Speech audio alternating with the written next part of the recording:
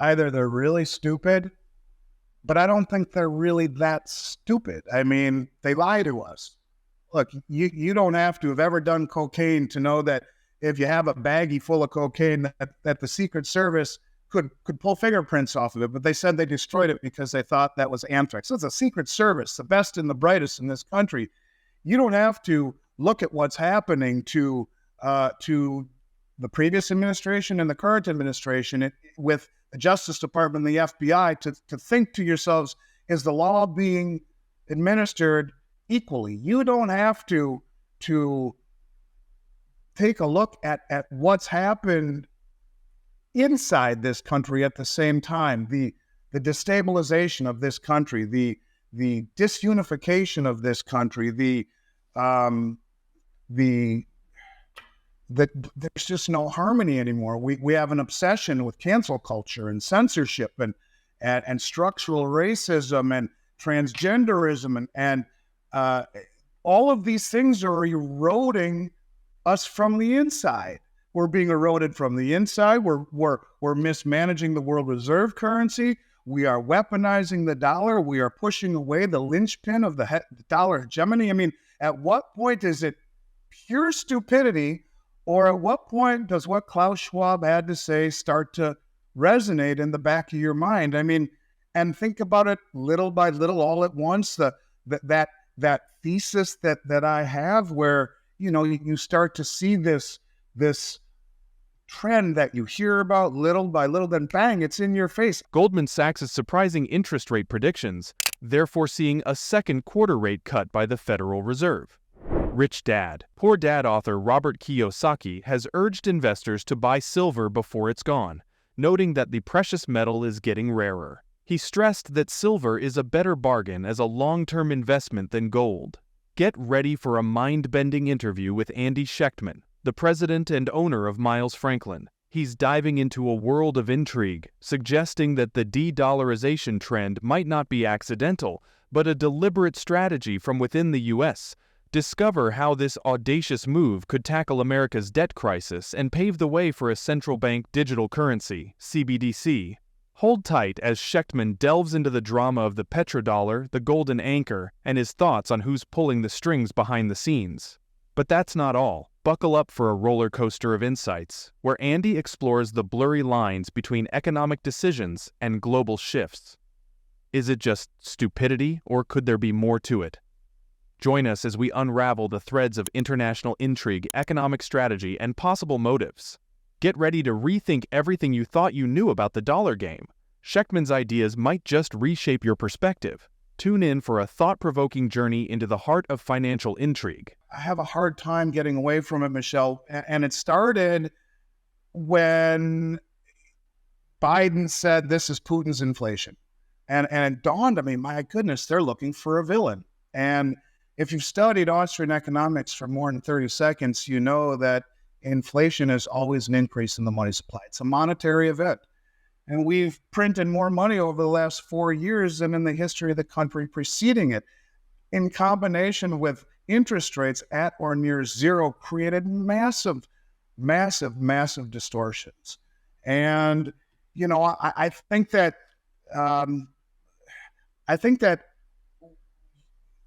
when you say to the world, hey, this is Putin's inflation, and in every single way that's a lie, it became very transparent to me. They're looking for a villain. So I say that to you because let's look at the 2022 balance sheet of the U.S. government. It's $155 trillion. Medicare, Medicaid, Social Security, and government military pensions being the big four off-balance sheet obligations that are $125 trillion or more.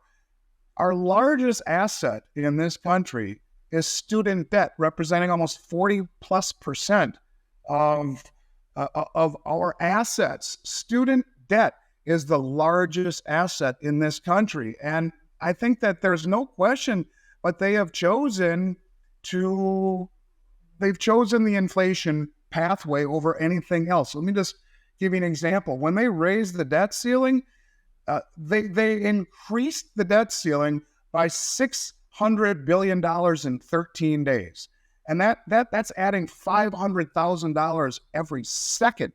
They've added $1.8 trillion to the national debt in the last 8 weeks, and it took 209 years for this country to get to accumulate its first $1.8 trillion in debt. We've done it in 8 weeks. And so when you talk about unsustainability, there's only a few ways that you can fix this, and you can inflate, you can default, or you can find a villain. And by pushing Saudi Arabia away, by weaponizing the dollar, you have pushed and awoken these countries into cohesion. You have pushed Saudi Arabia away by telling them you're going green, by inflating the currency, by destabilizing the bond market, vilifying fossil fuel usage, and it would be a whole heck of a lot easier to see the dollar lose its reserve status, or its petro status. Let's not say the reserve status just yet, but its petro status as a settlement for petrol, which would massively decrease the demand for the dollar. The synthetic demand for the dollar for the last 50 years is extraordinary because Saudi Arabia and because OPEC value oil in dollars. You take that away, that is a massive stake in the heart of the West. And now you have a villain. It's OPEC and it's Xi Jinping and it's Putin that have created this moment. And when I started thinking about that and looking into it, and I came across who the #1 economic advisor is for the United States government, I almost fell off my chair. His name is Jared Bernstein, and he wrote a report in 2014, I believe, an op-ed that was picked up the New York Times called Dethrone King Dollar, in which he advocates immediately for the removal of the world reserve status, that it creates instability, it creates distortions and trade imbalances. And so you have the lead economic advisor for the U.S.